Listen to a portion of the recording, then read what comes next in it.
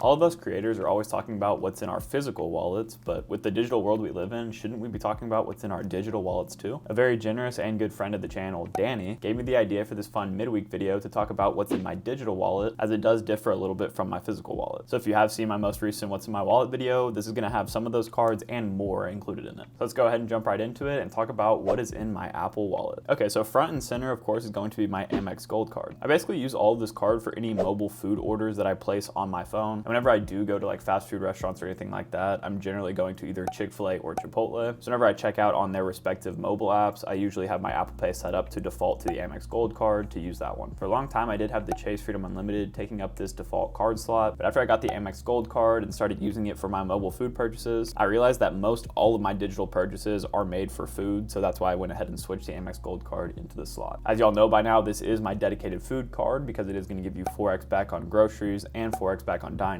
Plus the card also does give me 3x back on any flights booked directly with the airlines, which is really nice. And it also gives me 1x back on everything else. But of course, being that this is my What's in My Mobile Wallet video, this card is only going to be strictly used for food. If y'all don't have this card yet, but spend a ton of money on food every month, which I would say most of us do, or if you do use these food service apps like DoorDash, Grubhub, Uber Eats, or anything like that, you should definitely at least entertain the thought of getting this card, even though it does have a $250 annual fee, because with the main two credits that come on this card, you're going to get $120 worth of a dining credit and $120 worth of Uber Cash credit every single year. So if you take those two credits alone into account, then that $250 annual fee effectively drops to just $10. And yes, I know that these restaurants will charge a little bit extra on these different food service platforms, but you are getting all that food effectively for free, at least about $20 per month worth of food. And if you do set your apps to pick up only instead of delivery, that will help you actually save money on these credits every year, because with the amount that they charge for your delivery costs alone, you're basically not going to make any money if you always do delivery food. The next card in my Apple Wallet is going to be the American Express Blue Business Plus card. So theoretically, this card actually should be my default card right now because, as y'all know if you watch my channel, I did just recently get approved for this card a few weeks ago. So right now, obviously, all of my spend is going on this card in order to hit that welcome bonus. And if you're curious, the welcome bonus that I did end up going with was a 15,000 point welcome bonus after spending $3,000 in the first 3 months of having the card. So although that sign-up bonus isn't super high, I know that I'll be able to hit that spend within 3 months. That's going to help give me confidence that in Q4 of 2022, when I do a bunch of holiday spending, I'll be getting awarded at a higher elevated rate than all my other cards will give me, as I'm spending towards a welcome bonus on top of getting the normal elevated rates that you get on the card. Speaking of earning rates, this card does give you 2x back on all of your business purchases, but as I mentioned before, you do not need to have an official business like an LLC or an S Corp in order to get business credit cards. This is super important for you to understand, because if you start to apply for more business credit cards that come with even higher elevated welcome offers than personal cards do, then you're going to start to accumulate a ton of different credit card points that are going to help you travel the world for free. Not to mention, this card is the second card I've added as part of my Amex trifecta. The first card, of course, being the Amex Gold card that we already talked about. So now all I need to complete the trifecta is going to be the Amex Platinum card. And with my travel habits right now, I don't think applying for that card makes a ton of sense. But at some point down the line, I guarantee you that I will probably add this card, even if not just for the content. And that's not financial advice by any means. Granted, the Amex trifecta is a really expensive credit card setup, but if you do value traveling in luxury, then this setup could definitely be worth it for you. Another really cool thing about this credit card is that it does come with no annual fee, and there's not a lot of Amex credit cards that come with no annual fee. But the fact alone that it has no annual fee is not the cool part about it. The really cool part is that if I do end up canceling any of my high annual fee credit cards with Amex down the line, I can keep all of my Amex membership reward point balance alive on this card, which is pretty sweet. But of course, as it comes to my mobile wallet and the purchases I'm putting on this card, it's really going to be everything right now because I'm trying to hit that welcome bonus like I talked about. The next card in my mobile wallet is going to be my Chase Freedom Unlimited card. Now, this card is still my go-to catch-all credit card whenever I'm looking to accumulate Chase points. And the reason for that is because this card gets me at least 1.5x back on every single purchase. But on top of that, it gets me 5x back on all travel booked through Chase's Ultimate Rewards portal, and 3x back on dining, and 3x back on drugstores. But for mobile wallet purposes, I strictly use this card as my catch-all card still. But now that I do have the Amex Blue Business Plus, that should probably technically be my catch-all credit card. And that's because the Amex Blue Business Plus will give me 2x Amex membership rewards points on every purchase, while the Chase Freedom Unlimited gives me 1.5x on every purchase. And since I do value my Amex membership rewards points and Chase points at the same value, which is 2 cents per point when you transfer out to travel partners, technically the Amex Blue Business Plus earns better than this card does in the everything else category at least. However, since the Blue Business Plus is a business credit card, I'm planning on going forward only using it for my business purchases in order to separate my business and personal expenses. So while I'm trying to hit the welcome bonus on the Amex Blue Business Plus, I'm putting all of my purchases on it, personal and business. And of course, I'm not writing off my personal expenses on this card. But once I do hit the welcome bonus on that card, I'm going to switch back to using the Chase Freedom Unlimited for all of my personal purchases and the Blue Business Plus for my business purchases. In my opinion, the Chase Freedom Unlimited is the best catch-all credit card out there, even if it does earn 0.5% less than all of those 2% credit cards out there. One of the main reasons being because not only does it earn 1.5x on every single purchase, but it also has those elevated rates that I talked about previously. And on top of that, this card does accumulate Chase Ultimate Rewards points, which to me, Chase's points are the most valuable out of the entire credit card game. I would put Amex right behind them, of course, but the flexibility that Chase's points allow you to have by redeeming for 1 cent per point for cash back or upwards of 2 cents per point when transferring out to travel partners, you can't really beat that, because with Amex points, for example, you can only cash out at 0.6 cents per point unless you have a special card and brokerage account that you transfer your points to and then out to your bank account. But for simplicity's sake, Chase makes everything super easy and gives you the most value for your points, in my opinion. It also all depends on the transfer partners that you like to use in particular, but for me, I do like Hyatt, for example, and Chase is the only lender that has Hyatt as a travel partner. So it really all depends on your situation, but for me, Chase points are really important to me, and that's why I use the Chase Freedom Unlimited as my catch-all card. The next card in my mobile wallet is going to be the Citi Custom Cash.